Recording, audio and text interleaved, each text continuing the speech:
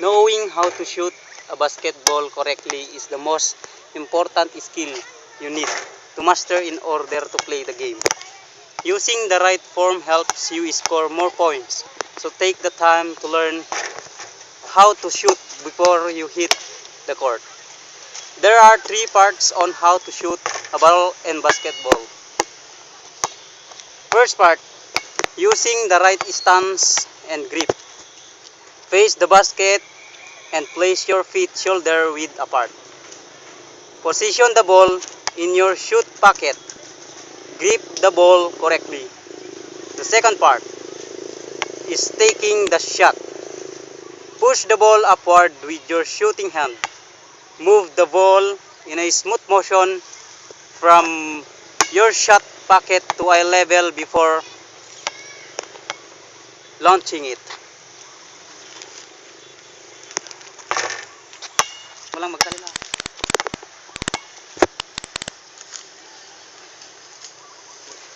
Second part yan, second part.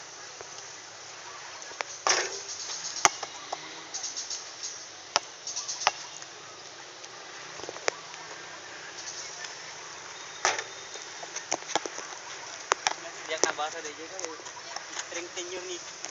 Bangun.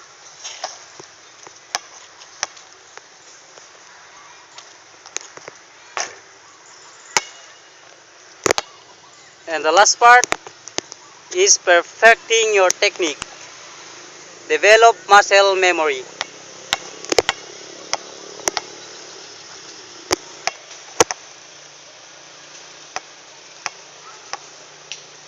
Muscles used in shooting basketball. Basketball is a game of speed, quickness, agility, and jumping power. You also have to make quick decisions and make them while you are dribbling and weaving around defenders. When you find an opening and it comes time to plant your feet and shoot the basketball,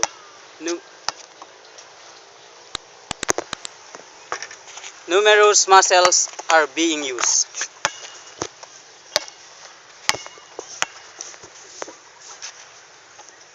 There are 5 muscles used in shooting a basketball.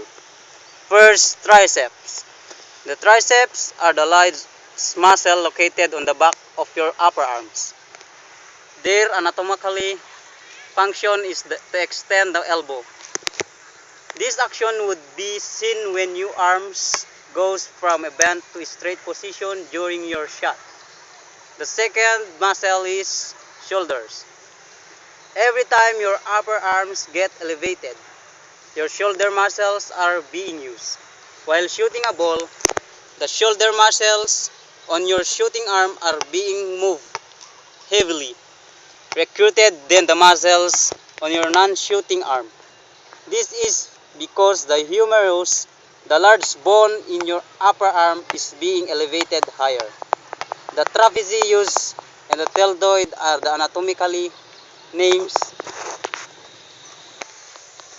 The trapezius is located on the top of the collarbone, and the deltoids are found at the very top of the arm around the shoulder joint.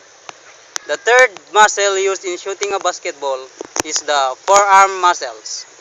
The forearms contains 2 groupings of muscle on the inner and back side. The wrist extensors open the fingers and cause the hand to go back toward your upper arms. These muscles are being activated when you are the ball up in front of your body. Once you follow through with your shot and your hands goes downward, your wrist flexor are being used.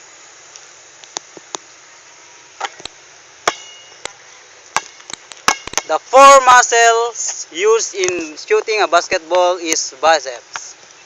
The bicep brachii are the muscles on the front of your upper arms. They shoot the elbow to flex, which is a motion you would see when your lower arm is coming back toward your upper arm. When shooting a basketball, your biceps promote the movements of the ball form a position in front of your body to the shooting position. Notice how both elbows are bent right before you shoot.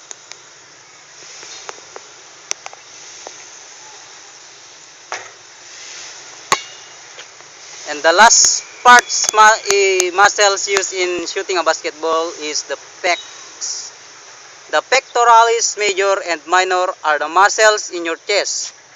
The pec minor is located under the pec major, and it is being activated when your shoulders shrug in the forward direction. This is the movement you would see when your shooting arms is going forward.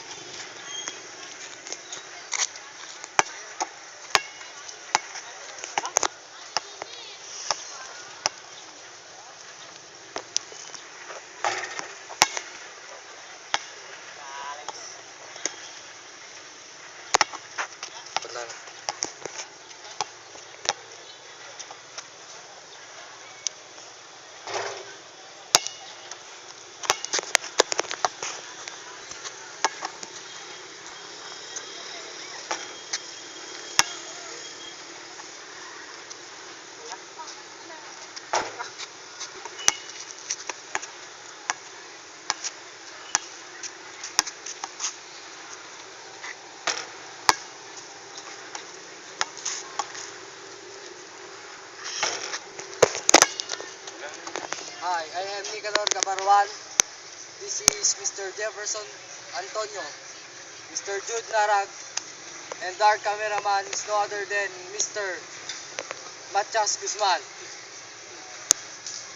Back to you guys. Hindi nag-thank you.